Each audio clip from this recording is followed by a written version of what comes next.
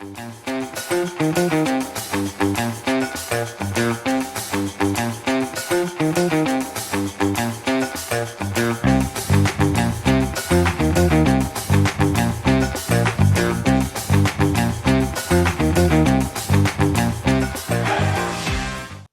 and a very warm welcome to One Guy This Podcast. Yes, that's me. I am the podcast guy. It's been a little while since we've done the last one, back a couple of weeks ago.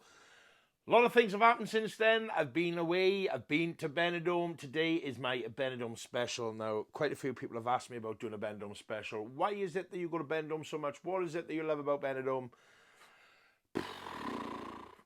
Quite simply, guys, it's like Merthyr, but with entertainment and lots of pretty lights.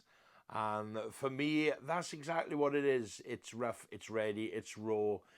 It's a place that I call home. I get off that plane in Alicante Airport and I'm like, just take me to Benidorm. Whether it's Old Town, New Town, I don't care where I stay. It's only somewhere to put your head down. But wow. Benidorm is a little bit of a lot of me. So, as many of you will know, I did put a post up to try and get some business while I was out in Benidorm because I knew I was going to be going out there. Unsuccessful, unfortunately. It's an absolute nightmare to try and get any kind of work entertainment-wise out in Benidorm. Since Brexit, it's made it nigh on impossible. So much red tape. But I don't know, because I'm going back out there 7 weeks on Sunday, I don't know whether it's worth just saying to them, look, you know, I'll bring my mixer, I'll bring my mic, and I'll do a set for free. Just to say that I've sung in Benidorm, because to me, that'd be another one just ticked off the old singing bucket list. And plus, you know, so many people say, you know, oh, we're out in Benidorm, are you singing in Benidorm, are you singing in Benidorm? It'd be nice just to try and perform for some, I say, relatively local people, or people who know me, but not in Merthyr or surrounding valley. So that is potentially on the cards. I'm going to try and pick myself up a little sort of 204 channel mixer, just something nice and easy to fit in my travel bag. So yeah, Benidorm, wow. It was another great 4 days.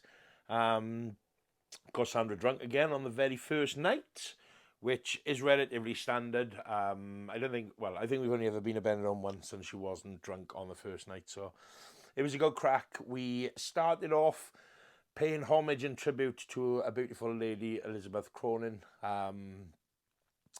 Started off at Uncle Ped's, got a bucket of beer to toast her, and then we had another bucket of beer, and then we went to the Western Saloon Bar, and I think that's pretty much where we finished the night.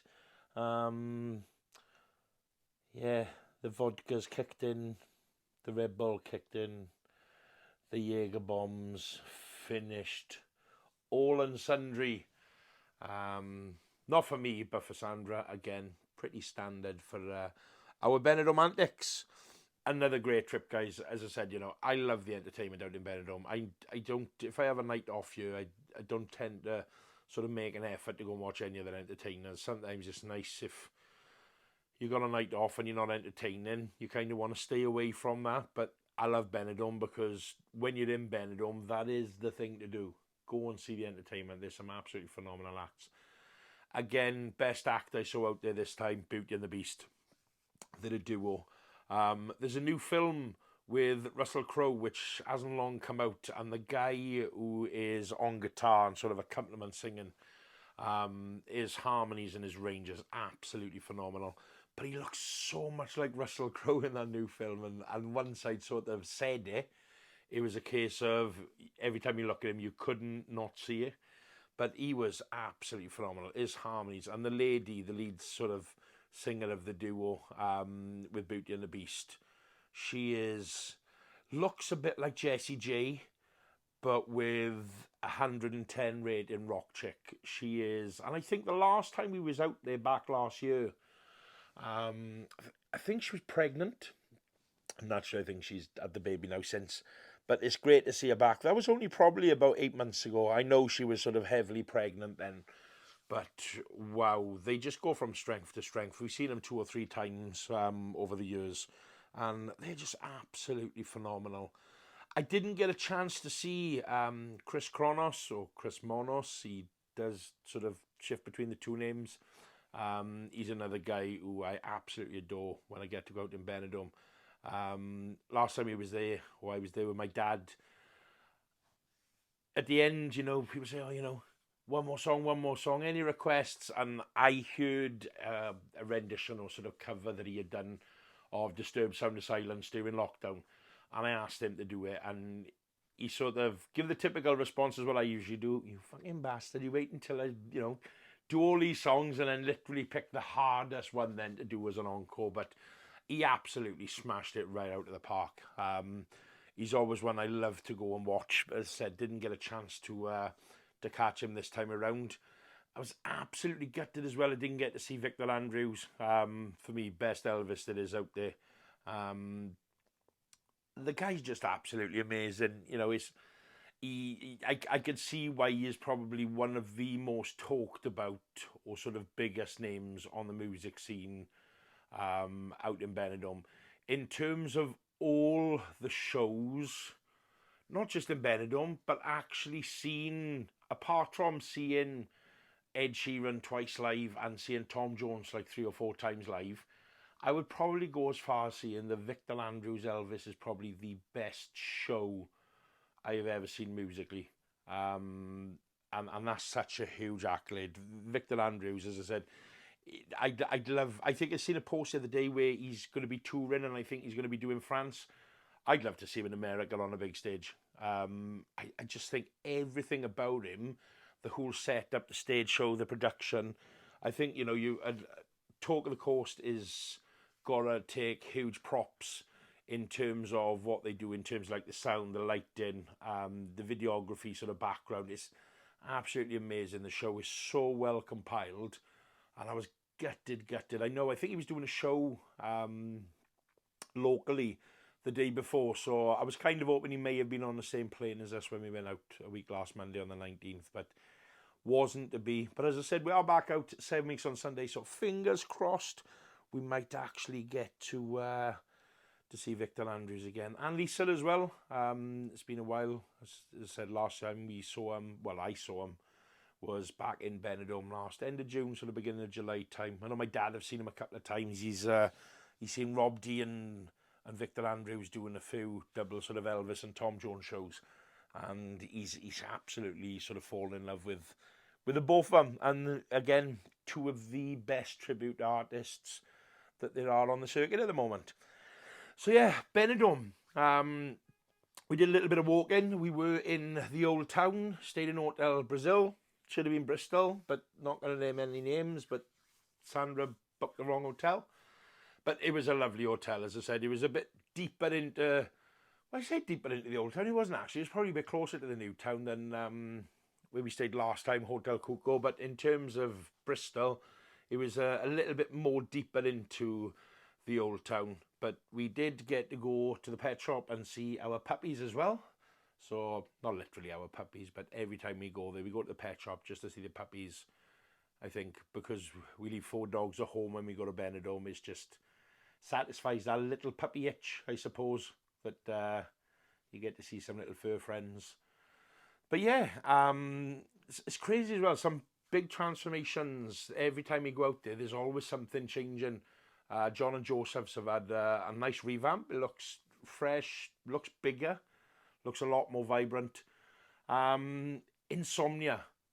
It should be called fucking Insania, because literally, I think the day... So we went out on the Monday. On the Tuesday, it was just a shell.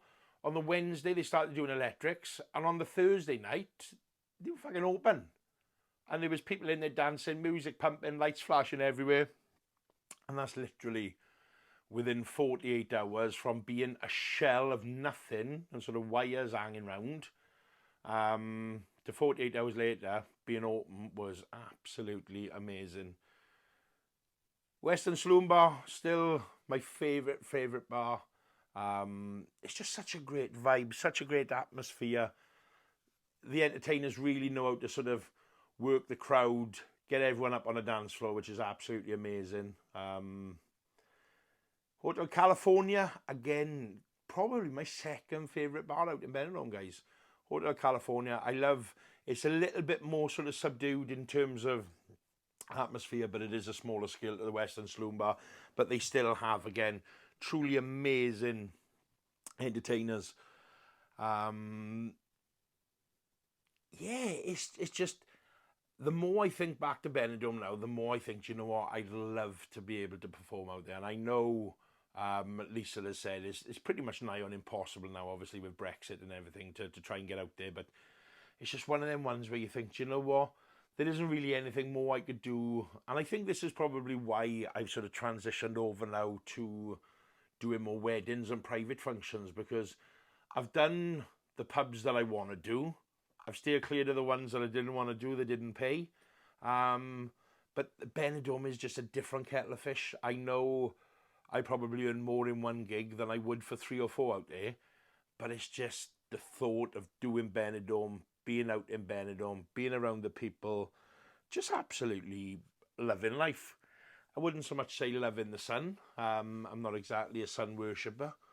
But it was fucking boiling for February. I think it was about 24 degrees, possibly on our last full day on the Thursday. We got there and I think it was about 20-21 degrees, and I don't really think it went lower than 21 degrees while we was there. It's absolutely boiling. Uncle Ped's was bustling. Loved seeing all the scooters. Still haven't had a chance to get on a scooter yet, but there is still time. I'm going to make it my mission one day, just to cruise along the beachfront strip on my scooter, waving like the Queen, giving it large, living my best life, loving Benidorm. It's interesting when you think about it though. I'd only ever been to Benidorm up until like 3 years ago. I'd only ever been to Benidorm once. Stayed in Rio Park with my mum and dad. I remember my nan and Bampa came out to surprise us. We flew out on, like, I think it might have been like the Saturday or something, and then on the Sunday they knocked at the door in the morning, opened the door, and lo and behold, my nan and Bampa standing there. So that was pretty crazy. So to have been out there as many times as I have been in the last 3 years, it's kind of like gone full circle now, where it's something that I hadn't done for so long and kind of almost forgot about it. Went there the once for sort of 4 days. It was a bit cold, and then came home, watched the Benidorm series, and it was like, I think I only got 4 episodes in, and we came back in the March, and I booked again then to go the beginning of May, and then I think we went back out there in the June or the July, and I think we might have gone back out in the August as well. We didn't half cram it in. We literally got the bug. It was a case of come home and just missed Benidorm instantly, and that was like a real sort of crazy feeling to have. That was, Benidorm is literally just, it's life to some people, and I understand it as well. It's like so many people, Benidorm is like their safe place, their sanctuary where they escape from their home life. Like, I know there's quite a few people who love Blackpool. They do Blackpool so regularly, and it's like Benidorm is Blackpool, but for me 1,000,000 times better. And Benidorm is just one of them ones where I think, do you know what? One day I will retire there. I will just sit in bars in Uncle Ped's all day with a bucket of Amstel for €5.50. You couldn't bloody right there. You couldn't buy 2 bottles of beer for that price, yeah? Absolutely bonkers.